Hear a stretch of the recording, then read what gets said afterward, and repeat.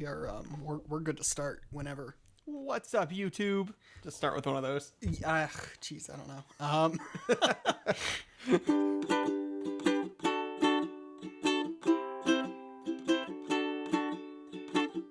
Hey, welcome to the first episode of Adventure Twins podcast, a podcast where us twins talk about Adventure Time. I'm Jacob. I'm John. And this is this is Adventure Twins. Fun fact, when we came together, we were pitching out names of what we wanted to call it, and both of us, without talking, said Adventure Twins, right? Twins. It just makes sense. Yeah, we're twins. It makes sense. It's the only podcast name that really makes sense for this. So why are we doing a podcast on a children's show that started almost 15 years ago? Yeah, I remember... we both watched this as it came out when it started. I remember in elementary school, you and I would sit there in art class and we'd quote the trailers for episodes to each other and stuff. And I remember watching as it came out, and eventually just like as I stopped watching Cartoon Network and grew into it, like, Adult Swim and King of the Hill and stuff, eventually stopped, but I kind of wanted to get back into it around, I think this was my COVID show. So once COVID hit, I binged this show hardcore. Yeah, I vaguely remember falling off around season 4, which is kind of naturally when we stopped watching Cartoon Network. And I watched this, especially right after I graduated college. So that was 21. So I was watching this because you had finished it and you were like, hey, you really should go ahead and finish the show. And I finished it so fast that a lot of the episodes honestly kind of blur together for me, so this is a really good excuse for the both of us to actually rewatch the show and talk about it as we're rewatching it. We both, I wanted someone to talk to about it. I didn't realize that it had such a huge following as I rewatched the show and that one year, and then I'm like, Jacob, you gotta watch it. And once you watched it, we had so much to talk about, and I think we both collectively wanted to rewatch it, and this is kind of a hey, we'll have things to say. There's a huge following for this show out there. Maybe someone out there might think something is interesting about the show and might want to hear other people talk about it. Yeah, so we're really just mostly talking about it because we feel like talking about it, but if other people enjoy this, hey, this is just one more thing to listen to. Yep. Yeah. Cool. So tell me a little bit. You did some research on the backstory of Adventure Time. April 5th, 2010, we're setting the scene here, is when Adventure Time first came out, according to Google, that is. Season 1 drops with a good old 26 episodes.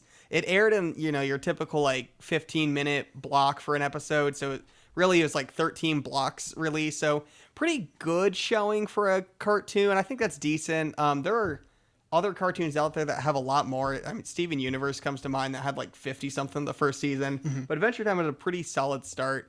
I've looked online as kind of different generations of cartoons on Cartoon Network, and a lot of people kind of point to Adventure Time as the start of the third generation of Cartoon Network. The first had your classics like Dexter's Lab, Johnny Bravo, Cow and Chicken, Courage, kind of ending around maybe Kids Next Door, Billy and Mandy and stuff. Mm-hmm. Second gen comes in and we had Foster's Home, Ben 10, personal favorites Chowder and Flapjack.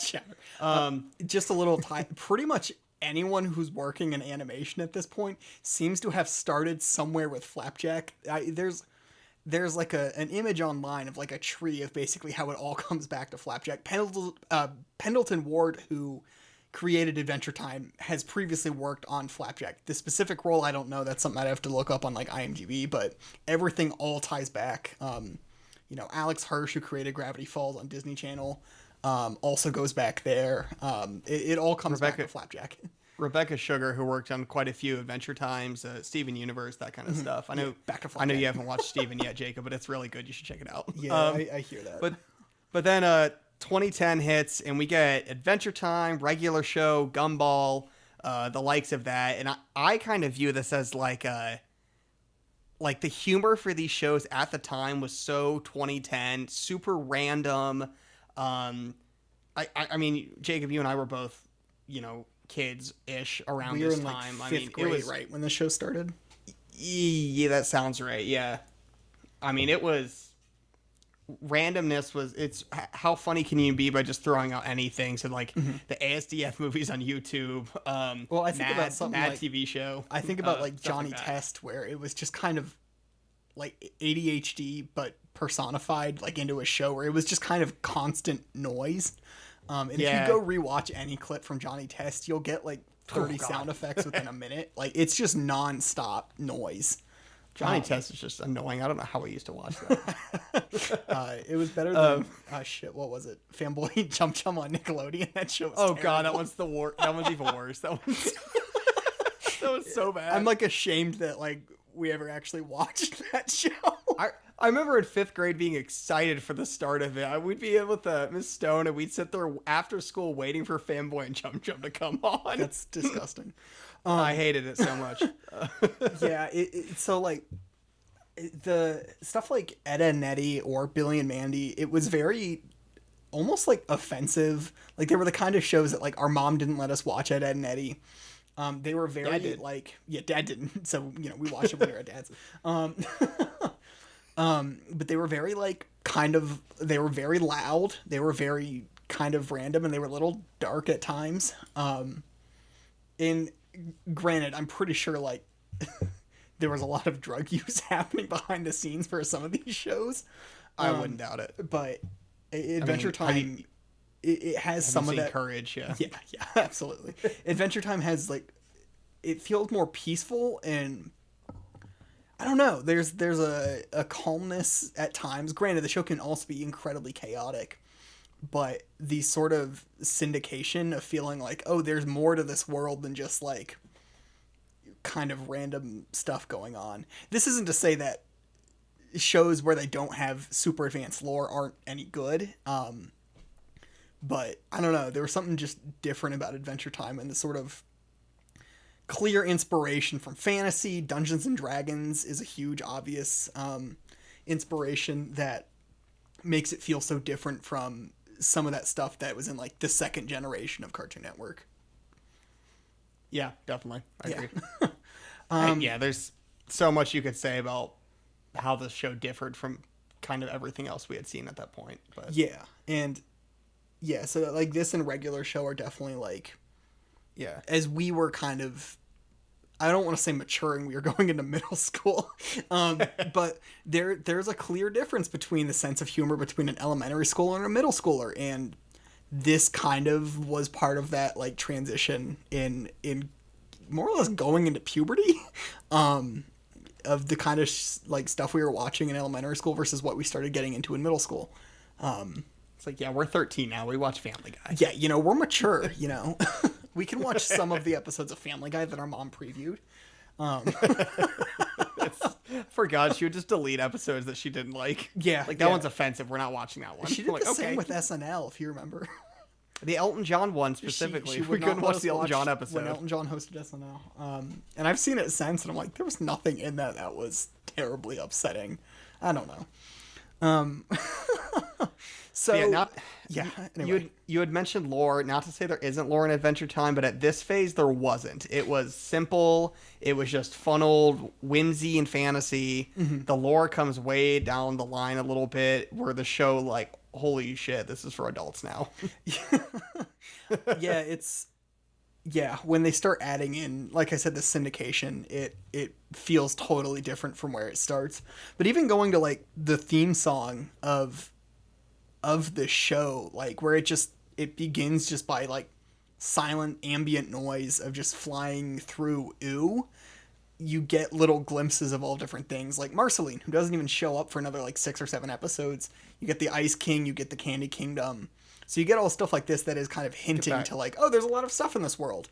Personal favorite, that cool snow monster who's only in the one episode. Love that episode so I don't much. even remember that episode. So this is Yeah, it's a good. I'm looking forward to it. It's a good one. This is one of the reasons we're rewatching this, is because my memory of this show blurred together so much. I was watching it on my lunch break when I worked at Aldi. So a lot of this blurs. So I mean, again, this was COVID. My COVID show. Everything was blurred during that time for me. Yeah, it was still pretty heavy into COVID. I could leave the house. When I was like back home living with Dad for COVID, I mostly watched Community, Oh, sure. which is definitely worth checking out if you haven't seen it. So anyway, that's a little bit of why we're talking about this show and what this show is. John, you had mentioned it first released April 5th, 2010. Yeah. It was actually a little bit earlier. There was and this is, again, we'll talk about this probably more in depth later. It started on Nickelodeon actually as like a 5-minute short. In a pilot, right? Yeah, it was like a little mini pilot. Shit. I'm upset that I can't remember the name of the like cartoon pilot program they had. Was it Cartoon? Is that it? Cartoon I thought was on Or Cartoon Network. what a cartoon? I feel like I should know this. I watch a lot of like that's kind of stuff on YouTube. Yeah, and it's like upsetting that, this is going to be... Oh, man, I'm upset on Google. I don't even know what to Google to get this to show. We'll talk about it in the pilot episode. Yeah, we'll come back and talk about this pilot later. But basically it was like 5 minutes, and it has a lot of the elements you still see later. Some of the lore is obviously not as thought out. Like at one point in that pilot, they meet Abraham Lincoln, which like is like, okay, so it does take place on Earth, whereas that's a little bit more murky in the actual Adventure Time show. But also like Nickelodeon passed, like they got that and they passed on the show, which I'd be kicking myself if I worked for Nickelodeon, because this has a pretty clear following and they're still making spin-offs and whatnot off of it. So yeah, in 2010, I looked this up yesterday or whenever, a couple days ago maybe. Nickelodeon 2010, they had, SpongeBob was still reigning supreme. They had Fairly Odd Parents. But they seem to have more of a focus on like their live action shows, not necessarily the cartoons. And so I think at that point they were kind of gearing not towards like, cartoon stuff, but more live action, I think was their goal. Dan the tail Schneider end of was Back still... at the Barnyard. That's a personal. I made sure to look that up. When did Barnyard end? They were just like, sorry, we don't have room for you, Adventure Time. We're so focused on Back to the Barnyard. Back at the Barnyard? Yeah, I don't know. I don't remember the show at all. I'll be honest. I need to watch the movie still. Yeah. So anyway, that's some backstory. We will definitely have to do a little bit more research and come prepared for the next time. But yeah, we're basically structure moving forward. We're gonna just kind of talk about each episode as it comes along, kind of give our thoughts and just react more or less. Not to be like we're YouTube react videos or anything, but yeah, it's a rewatch podcast. That there's a lot of other kinds of these out there. So yeah, this is purely just so we can talk about the show together. It's nothing more. So season 1, episode 1, Slumber Party Panic. Finn and Princess Bubblegum throw a slumber party to distract the Candy Kingdom after they accidentally raise an army of zombies. It was directed by Larry Leeklighter? That is a pronunciation I don't know. Written by Elizabeth Ito and Adam Muto. And again, on that one, IMDb has 6 writers listed. Pendleton Ward is the creator. But then it also has 2 people listed for story writing and 2 people credited as written by. From my knowledge of TV production, the like writing team, there's also a staff writer listed, but from my knowledge of TV production, there will be like a writing team that will kind of generally come up with story ideas, and then the actual task of writing an episode, like scripting it, will go to like 1 or 2 people. So that's why for this I'm crediting Elizabeth Ito and Adam Muto. Of course, if that's not right, tell us if I'm totally doing that wrong. And John mentioned the fans to decide. Yeah, who really knows who wrote this? It's Lost Media. No, it's definitely Shut up. Well credited. It was originally released April 5th, 2010, as John said earlier, which means next year will be the 15th anniversary of Adventure Time. So, yeah, that's a little background on episode 1, the more or less pilot. So I'm curious, Yeah. What are your rewatching it? Episode 1, season 1, what were your initial thoughts? Initially, I mean, it's an episode I've seen several times, just having watched all the reruns and stuff, so I know it very well. But rewatching it, even having just rewatched it again like 3 years ago, I think it's still fine. It really just throws you right into the middle of something. It does not explain really any of what's going on. Like the first actual shot of the episode, you see like Jake, you just see a dog growing into this massive form, and then Lady Rainicorn speaking in Korean, and it just does not explain anything. That was actually something I noted that I think I knew she spoke Korean, but I noted that in the subtitles because I'm a big subtitle guy. Yeah. I didn't realize she actually spoke Korean, like confirmed that for me until I was like, oh, hey, look, she's speaking Korean. I didn't know that. Yeah, the voice actress who I don't have the name readily handy is also BMO though. Oh yeah, If you didn't know that. And in yeah. Gravity Falls, her character's name is Candy, I think. It's been a while since I've seen Gravity Falls as well. Yeah, But same voice actor. Okay, I'd have to rewatch Gravity Falls. Maybe it'll be our next podcast. Yeah. Yeah, we just have to get through like 200 some episodes of Adventure Time first. Yeah, we'll be fine. We got and then it. Distant Gravity Lands, Falls. and then Fiona and Cake. So Yeah. we're fine.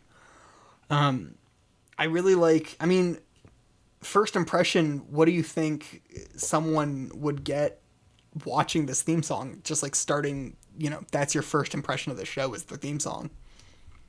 I mean, I think it opens up to a lot.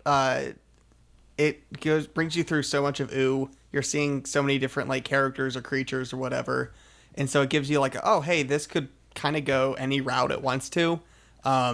It's set in such a big fantasy world that it doesn't feel very restricted, which, comparing to a similar show, regular show always felt kind of like, yes, obviously anything happens in a regular show, but it always feels restricted to just them being in at their park. Mm-hmm. Where Adventure Time feels more open, and like any episode you have no idea where it's going to be, who's going to be involved, or what the deal is going to be. It's always something different, which I appreciate. Yeah, I agree with that. And then the actual like, once you're past just the ambient noise and they do the fist bump and it starts the theme song with that kind of awkwardy sort of singing voice, like the ukulele, the very, very simple lyrics.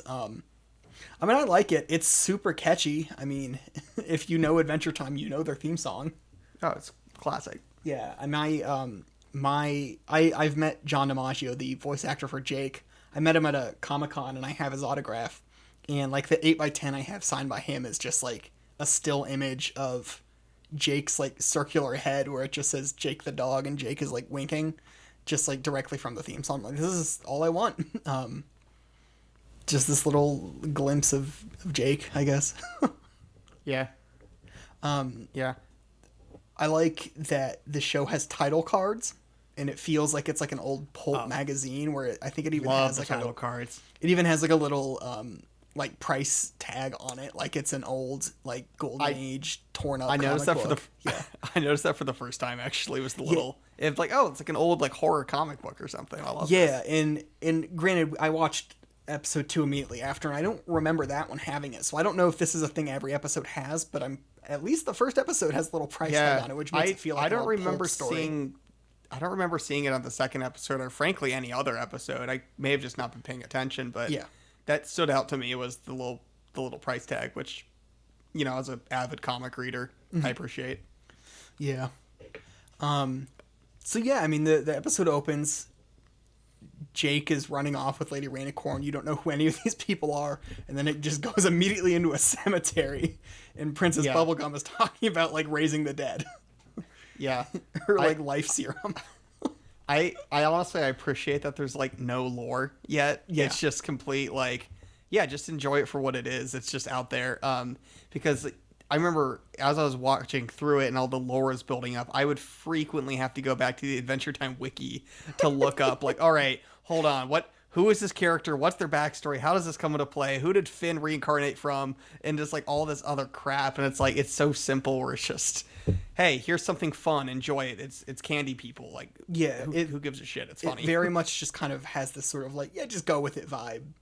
I mean, I like that Finn is so kind of stupid in these early episodes.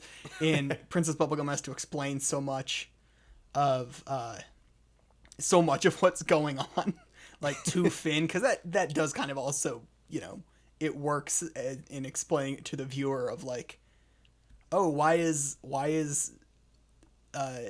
old Mr. Cream Puff coming back and craving sugar bad? Candy people are made of sugar, you ding dong. Yeah, that's funny. Yeah, it's like it explains to you. It's like, all right, I guess these people are just made of candy.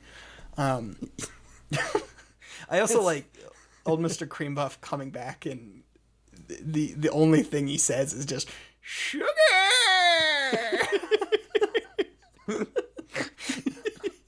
The candy people are gems in this show. The one where like the Candy Kingdom's being invaded, and so PB dresses them all up as like little monsters, and all statues of Beelzebub, like that. They're adorable, and I love it. They're so cute, and it's like such a cutesy sort of intro. But like thinking about sugar, it's like they just do like little noises. Like that's a lot of the humor in this show. I feel like it's just kind of noise. It doesn't feel like literally annoying though. It's not like jarring noise.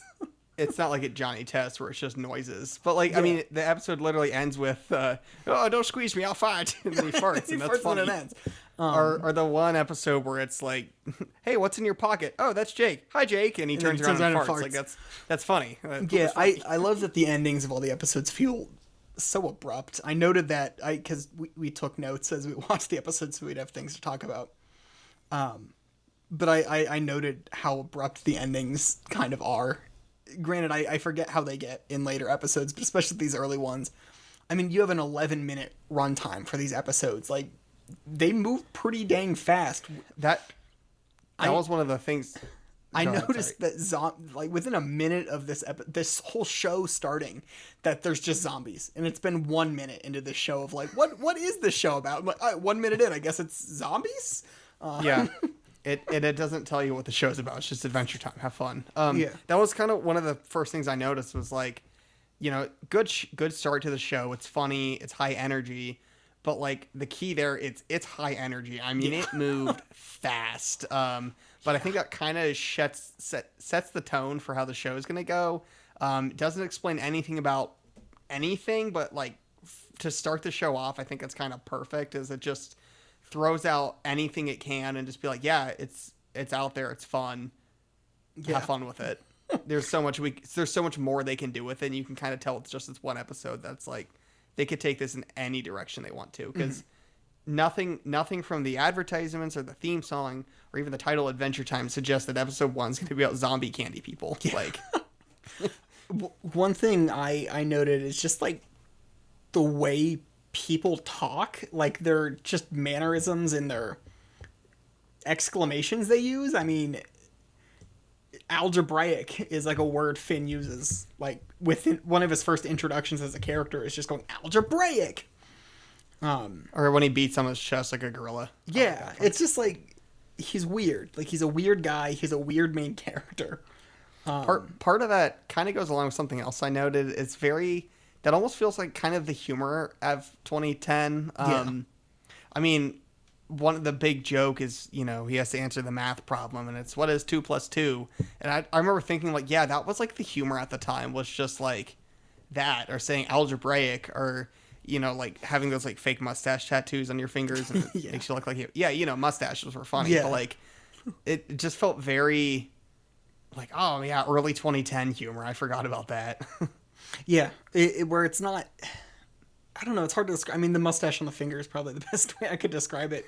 But it's just like weird little sayings. It's like when people would say like awesome sauce and stuff like that. Like that's some kind quirkiness, very Zooey Deschanel-esque. Yeah, it's very quirky, And I mean, quirky is probably one of the best words to describe this whole show.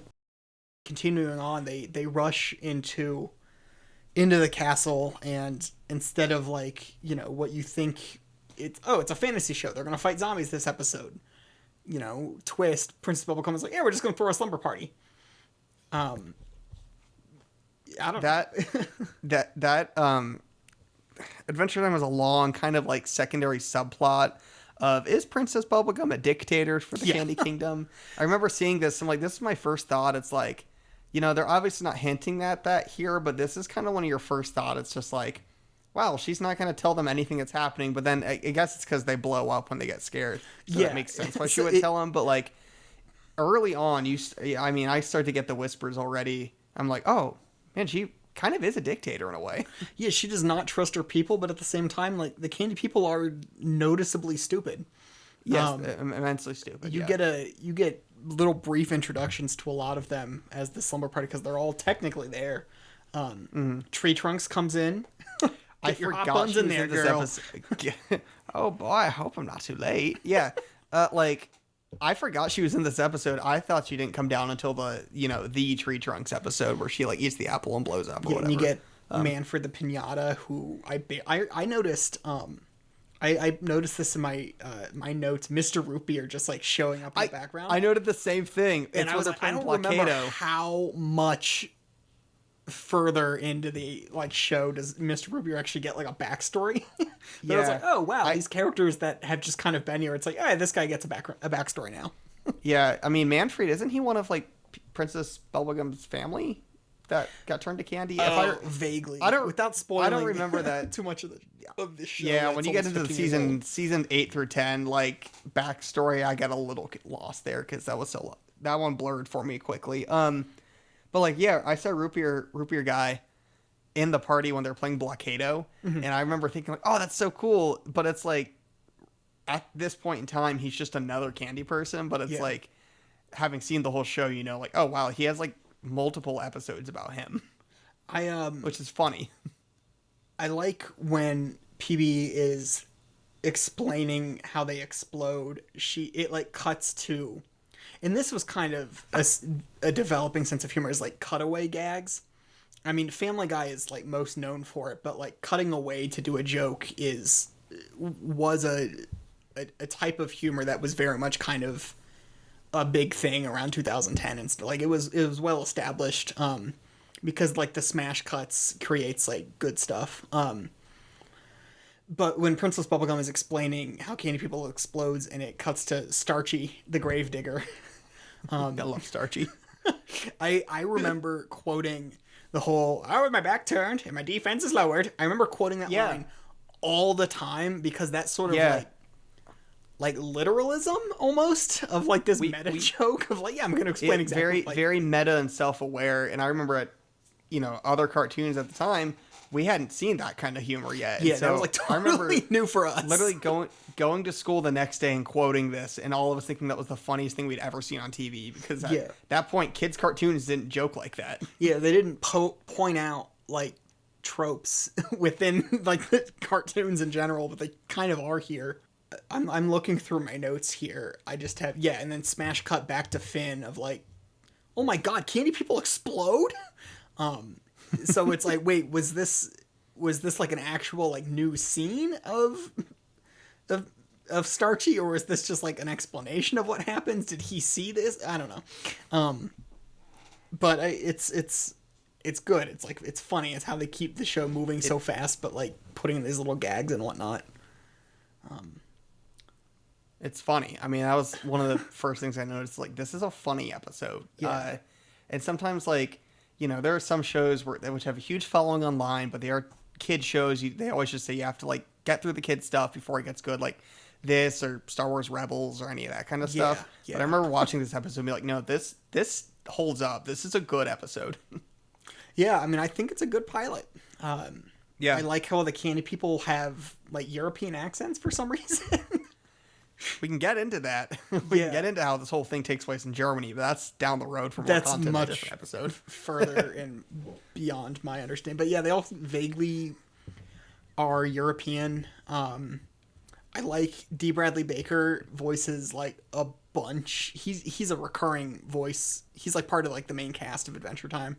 So he voices all sorts of supporting characters, but like every time I hear him do anything, I can only think of any Clone Trooper or the Bad Batch, and then vice versa when we were watching Star Wars The Bad Batch. Anytime that Wrecker speaks, I just keep thinking of Cinnamon Bun. I was the same thing. All of Bad Batch is just Cinnamon Bun. Yeah, and he's one of those voices that's like, yeah, I can keep hearing him do like the same voices. Like, who's the dude? I don't remember what is the candy character who like Finn was like, oh, we just gotta dance to this music, and I was like, oh, I guess I'm not that scared anymore.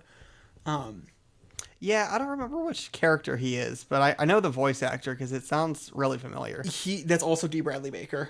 I can picture the exact clone that voices. Yeah, and he's I don't know, like he's in Fairly Odd Parents, so he's like, what's his name, Mark the alien or something. So a lot of these voices are like voices that you've probably heard him do in other shows. Klaus in American Dad. He's also Momo in Adventure Time, but he's good. Like, I don't know, if you watch a lot of animation, you start picking up on certain voice actors. I'm like, yeah, I know that's you, but like, there's only like 6 out there, and that's a lot. It's the joy with like some of these more prolific voice actors is they get a lot of roles because they can do a lot of voices, and the ability to do like background characters, just one line kind of stuff is super vital for like, you know, that versatility in voice acting. Yeah. Who was it? There's another. She voices a lot of the princesses. I think she's the voice of Daphne from Scooby-Doo. Oh, Gray Griffin. Yes. Yeah, she does a lot of voices in Adventure Time as well. But I remember looking through trying to see if she was. She's going to a Comic-Con near me, and I was, selfishly seeing if she voiced anyone in Barnyard for a random reason. And I was looking through her like list of credits, and I was like, "Holy smokes, she does a lot of voice acting." She's been in like every cartoon. Daphne is a big one, but like Mandy and Billy and Mandy, Azula, is that her? Yeah, from Last Airbender. I haven't seen that one yet. Still on my list. You should really watch I know. I need to watch it. I know. Everyone tells me that. You're next on your list. I don't have Netflix. Yeah. Well, that's fair. Dad has all the DVDs. And they're like $20 at Walmart or something. I always have to. Oh yeah, it's like super cheap to get. Yeah. I like how the characters dance. I like just little animation quirks where they get all squiggly lined and stuff. It gives me like Peanuts vibes where they're all kind of doing like their own little dances. Yeah, a little Linus and Lucy action. Yeah, it's good stuff. It's cute. I like it, and then, like that's ongoing throughout the show. Is these just like little like that's how they express. So like it's very expressive sort of animation. Just it's through, funny, like, squiggles. Cute. Yeah. Moving forward, they beat the zombies, and then Jake, as Finn's trying to distract them from the zombies, playing Blockado or Dance Party or 7 Minutes in Heaven, whatever it may be, which is funny and like inappropriate for a kid's show, but it's funny. They kill the zombies, and Finn tells Jake what was going on, inadvertently breaking the royal promise that he made, where he then has to go against the Guardians if the royal promises, wins like a math question, 2 + 2, peak humor at the time. And then, math questions. That's stupid.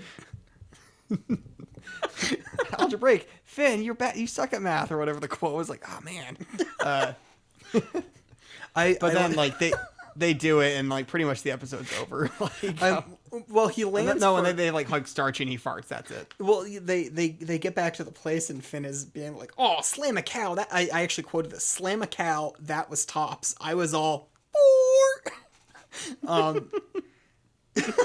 Oh yeah, the answer is 4, and 4 is the solution that PB needed to finish the serum. Worse than she brings everyone back to life. I also like when Finn is answering 4. He's like, 4, I think. Was like, is he not sure about the answer? Finn's very stupid. I like also when all the candy people come back from the dead because she's fixed the serum. It's like, Grandma, all my dead relatives.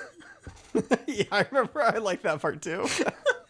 Those just like little lines that are like they come and go so fast, but like that's so much of the humor of the show. It's just like it's little quirks. The little quotes, the silent quotes, where it's just like the animation it's humorous. It like speaks for itself. Yeah. One of the things I noticed, the Guardians, of the royal promises are just the Gumball Guardians, who also just guard the Candy Kingdom and do their other functions. So I'm thinking like blow bubbles. If you look at the I'm like, establishing shots. Do they have two jobs, or is it like, are they separate Guardians that just happen to look like them? I don't know. I kind of question that. Or is it just like a pilot thing where they didn't do anything with them? I think it's one of those that just wasn't fully fleshed out. They weren't planning that far ahead on some of these things. Probably not. I'll say something when we talk about the next episode of like, I don't know how much of the lore they were thinking about here. Just with certain lines, they just, it happens. I like the little line of Starchy saying, flesh is delicious. It's just like a dark little joke, but it's delivered so cute and innocently that like that's part of the charm. On the Starchy, 'cause, again, I love old Starchy. He blows up because he gets scared. He's not a zombie. That I don't think we see him as a zombie, but then like they use the decorpses serum and he comes back, but like I thought the decorpse serum was to bring back like dead people, but he had blown up. He wasn't a zombie, so it's kind of like that's just a little like continuity error there of he wasn't a zombie, he blew up. Yeah. So, clearly not paying attention to when you bring a magnifying glass up to a 14-year-old children's cartoon. But. Yeah. Another quote. One of the candy people, give me some sugar, baby. Oh, I noted that too. I saw that. I'm like, that's just is that an army of darkness? Are they doing Evil Dead in here? I'm like, they are, because it's. I mean, let's face it, it's the dead coming back. Give me some sugar, baby. That's Army of Darkness. Like they know what they're doing. There's I guarantee no way anyone who this was intended for would pick up that reference. But it's like, I don't know. I've seen clips. Billy and Mandy reference Dune several times. No one. A lot of Dune references. Yeah, and it's like it's obviously just like these writers are just a fan of this thing, and they're putting references in here that weren't meant to be understood at the Kids time. aren't going to know it, but adults watching it will understand it. It gives them something to like enjoy, other than like Chowder. Remember, Dad just liked watching Chowder with us. He thought it was funny. Yeah, I mean, Chowder is funny. Chowder's just funny. It's a good show. Another quote I liked was when very start of the episode, they're bringing out the first like dead candy person, and Finn's like, "Oh, Mr. Cream Puff," and PB goes, "We used to date," and I thought that was funny. But then also, I think way down the line when they're doing like PB family backstory, I think they mention setting her up on a date with Mr. Cream Puff. I vaguely remember that. Again, it gets really blurry the later episodes, but that rung a bell for me of like, I think they like actually make a callback to that line. Which is such a neat little thing, because it's kind of a throwaway. It's not meant to be taken all that seriously. It's like, oh, she dated a candy person. But even just watching, there's so much like little lore kind of built into this one episode that they clearly did not mean to use, but I thought that was pretty cool. I like the "I didn't know he was chocolate" line. I mean, it's a kind of joke. Literally the next line I had noted in my bullet. Yeah. I mean, it's a naked joke. It's funny. Mr. Cupcake got naked, and he's chocolate. Ooh. I didn't know he was chocolate. It's Peppermint Butler's voice was way off. Or his, oh yeah. Yeah, which it's the same in the next episode too. I mean, we'll talk about that in the next episode. Spoilers. A lot of the voice actors, Cinnamon Bun, when we first hear him talk, completely different voice actor. I think they even make fun of that in an episode of it. They clearly switched voice actors for him. But yeah. Do you have any closing thoughts on Slumber Party Panic? It's a good start. It sets the tone for where we're going, and it only gets a little crazier from here. So yeah, I think it does a really good job introducing this show. I think it's a good pilot. It doesn't explain much of anything. It just kind of throws you right into the middle of it, so it doesn't feel exposition heavy. It's just like it's a fun little adventure, and I think that's part of the charm a lot of these early episodes. Yeah, it's they kind of hold true to Adventure Time. Every episode is just a little adventure for them. It's good stuff. I miss it. Yeah. Glad we're doing this. Me too. We don't really have an outro yet, so Adventure Twins. That was stupid. I love it. Okay. Yeah, give us, if you like what you hear, give us another, check out our next episode whenever that comes out. Give us a shout. We're hoping to have this up anywhere you stream podcasts. We've also got an email out if you have thoughts or questions or anything. adventuretwinspod@gmail.com. We'll be happy to talk. This is our thing.